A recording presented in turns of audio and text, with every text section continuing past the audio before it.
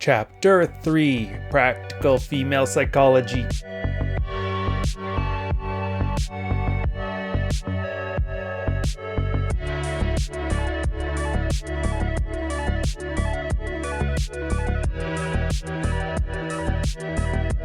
Female Logic Explained. I like this chapter. It kind of lets guys understand a lot of the difference between the way men and the way women think, because no matter who you ask, even though they'll totally admit that men and women are different when it comes to wrestling and football and that, as soon as it comes to thought patterns and the way they process information, people still default to that blank slate equalism. So to start off, we're going to talk about female logic, the calculus of emotion, biological and psychological factors, emotional awareness, ending it off with some practical advice, flipping the script, and an infield example of guys leading emotions. Let's get started. First of all, based on what we considered in Chapter 1 with regards to evolutionary psychology, let's stipulate that every function of the human brain has an evolutionary purpose. The evolutionary purpose of female logic is to achieve two basic goals. 1. To create ideal conditions for the procreation and birth of children, and ideal conditions to protect those children during the early years of development. And 2. To influence men and the environment around her and to give her children and support and protection. This influence commonly manifests as manipulation, which they're going to talk about more in Chapter 13, and which in this scenario may be seen as a positive force used by the woman instinctually as a means to support life.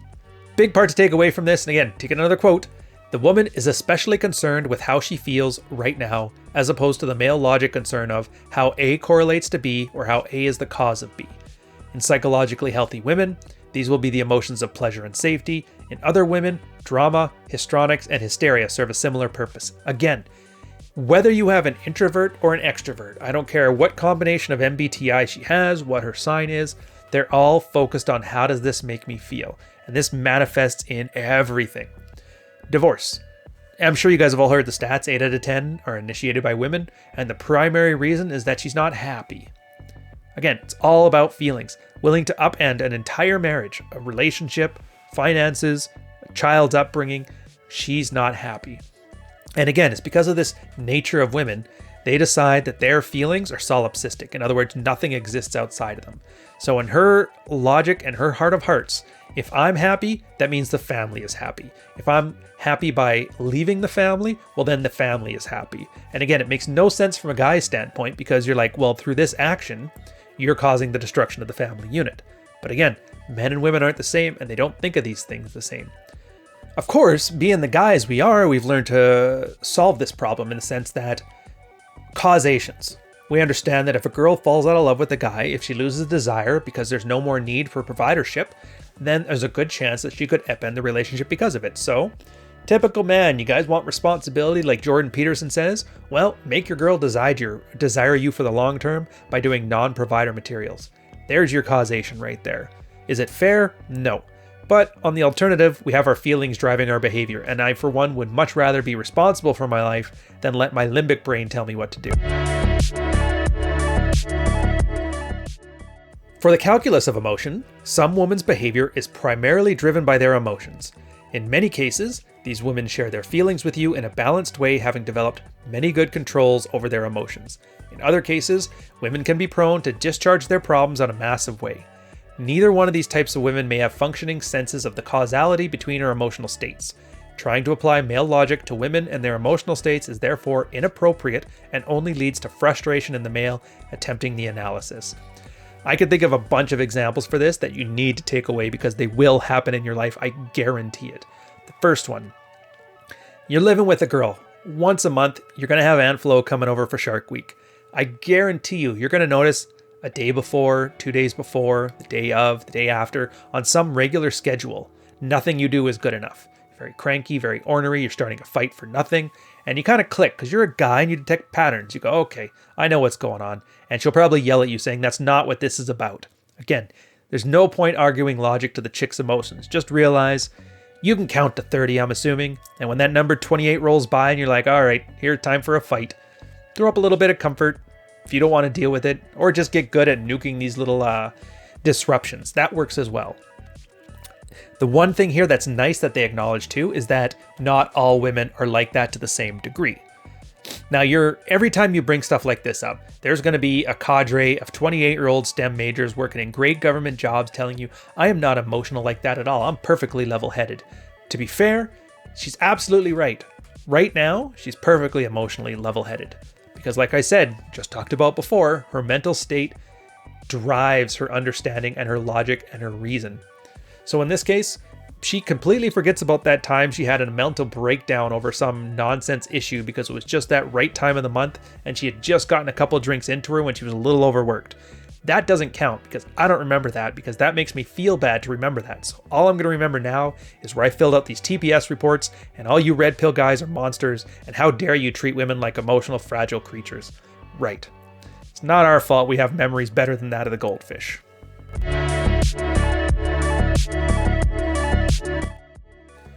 There's biological and psychological factors, which I've kind of briefly talked about, but to quote here, women with a high sex drive, defined as HD in this book, details are in Chapter 7, exhibit female logic to a more impressive extent. This is because female logic is not an isolated phenomenon, but it is strictly connected with the woman's sexual instinct. In contrast, women with a lower sex drive, defined in this book as LD, exhibit female logic to a lesser degree. The modern man can use seduction techniques to change LD women into HD women if he so chooses. Now when that happens, the former LD woman starts to exhibit emotional thinking to a greater extent than before. I don't like how they do the categorizations here, only because it taps so well into that guy's need for high quality and low quality women, or high libido and low libido women, and there's only one type of man that makes those arguments. Loser men that aren't getting any. So I don't want you to think of these ones as states as opposed to what they actually are, which is just encapsulating the girl's state of mind. Is she in a highly sexual state emotionally, or is she in a low sexual state emotionally? Now, if you recall my story I just told you about the STEM degree, the girl who doesn't feel super emotional, she kind of acts in which way you would think of as more masculine. Feelings are more under control, more logical, no drama. Usually those things come with a lower sex drive. Overly logical girls just don't jump on you like you have the antidote in there. Now, a lot of guys have a hard time understanding this. They go out of their way to make sure there's no drama, to keep things down, to keep the emotions level, easy to handle, and then they wonder why their bedrooms are dying. On the flip side of the coin, crazy chicks, super emotional, completely DTF all the time. Guys are like, I cannot handle this at all. Just understand that female sexuality is on a spectrum, as are most things that can be good or bad. On one side of this thing, you have a girl that's repressed everything about her femininity, which in this case we describe as the borderline personality disorder traits, or the traits before they get to a disorder. And on the other side, you get complete, full-on, 100% BPD. You got to find an area in there that you can handle. Maybe you're one of those guys that likes low drama situations to the point that you're willing to sacrifice your sex life to get there. In that case, go find yourself an autist girl. Maybe you're one of those guys that likes high-charged events, you don't feel like keeping her around for too long, and you can handle the occasional stabbing with a knife. In that case, go for the full BPD chicks. For most of us, just find ways to deal with the healthy middle range, and if you find girls outside of that range, either act in such a way as to repress or encourage more or less emotions, or just let her go and find yourself another one. Emotional awareness sums it up just perfectly. In this section here, Franco says, when a man tries to have his woman's female logic repressed and transformed into male logic, he may actually be repressing his woman's sexual attraction towards him. It is vital to remember that this kind of emotional thinking within the woman, which we identify as female logic, may be strongly linked to her sexuality. Again, if you're talking to your wife about bills and mortgage payments and having her do half the taxes with you and this and that and the other thing, just don't be surprised if she's too tired, and maybe if you did more dishes, she'd feel more comfortable. Again, if you want your girl to act like a girl, you got to treat her like a girl. And in that case, you got to stop treating her like a man.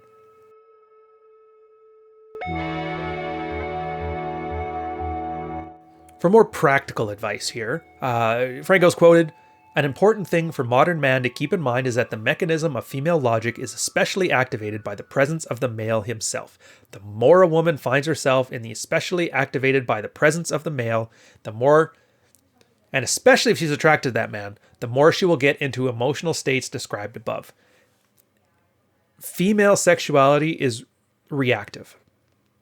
I wish I could find the study. I've got source amnesia for it now, but The abstract and the theory and the hypothesis they put forward was because guys have a visual representation of what makes them attracted to things. We are very more in touch with what things we find attractive because we can see, oh, yeah, she's doing it for me. Plus, we're very visual creatures. So our eyes are directly connected to our brains. For women, a lot of it is language, a lot of it's emotional states, and the limbic brain is largely what drives their attraction. As such, and plus they got an innie, not an outie, they often don't know what they find attractive until it's too late and they're already attracted or not attracted. So keep in mind that just you being you expressing the lover dichotomy, you encouraging more female logic from her and less male logic for you is gonna pay off with more sexual advances, from you and from her. I mean, you're gonna have to be sexually aggressive yourself, but just be aware that you are gonna be the main factor in this. Because if she's not attracted to you, none of this stuff matters. If you're not an attractive man, no girl's gonna find you attractive, and none of this stuff is gonna apply to you. So I don't care how many books you've read. I don't care if you've read The Rational Male 20 times. If you still look like a chode, she's not getting wet for you. Charles Bukowski, Jordan Peterson, Neil Strauss. I like these guys. Add some salt to cover up the bitterness of middle-aged soccer moms and put in the oven for 45 minutes. Optionally, you can take from all this stuff what you want and leave the rest.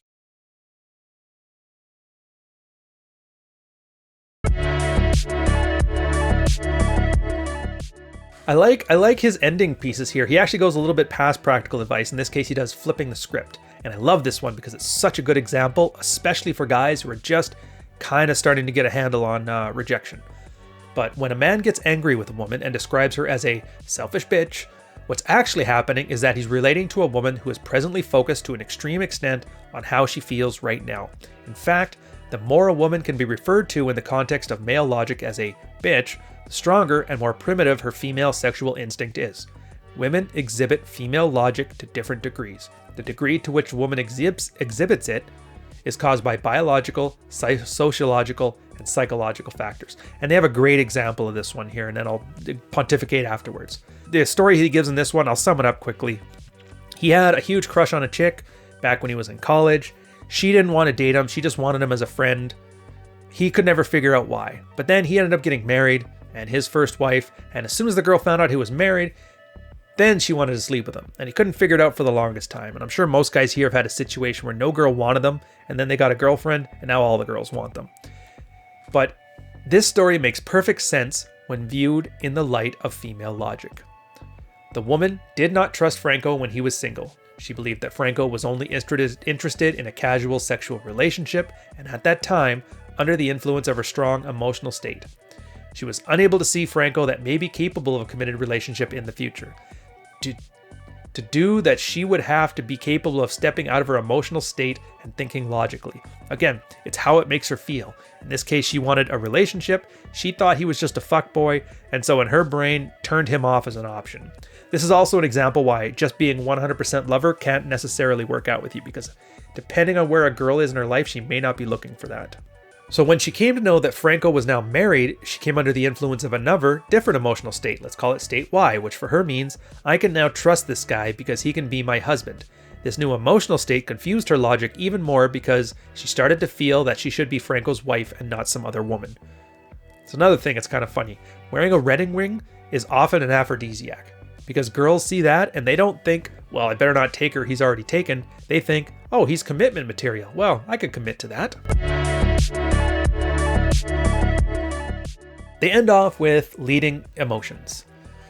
Once a man is attuned to a woman's base emotions, he is better able to tune into much deeper emotional states. For example, consider the following statement.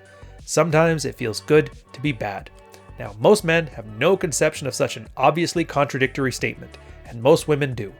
Furthermore, even men who understand the concepts of contradictory emotional states in an intellectual way may remain completely unable to enjoy these emotions with women. In worst case, a man will treat women's capability to enjoy contradictory and conflicting emotions with contempt. One common way, an understanding of meta-emotions, is to ask a girl how she feels about how she feels. Suppose she's feeling good about something. Does she feel good about being good, or does she feel bad about being good? You're going to notice this more commonly with like good Catholic girls or a lot of sexual repression. A lot of times those girls end up going into an extreme kink. Like I remember there's one of the guys in the married red pill space, he has as one of his plates post-divorce a Mormon girl, happily married, but just loves to get into absolute kink with him, into all kinds of stuff, shoved into all kinds of different orifices, and I don't want to get into those details here. It's pretty disgusting, but whatever, it makes those two happy. She obviously feels very bad about not being a good Mormon wife, but she feels very good about having those bad emotions. Same time, when she goes to her husband to talk about it later, she gets that disassociation where nothing happened, because that makes me feel bad to talk about it, because it does make me feel bad, but the feeling bad is what makes her feel good. And if this makes no sense to you, well, it just means you're a guy. Just understand our shortcut around this is ignore what she's talking about and just focus on what she does.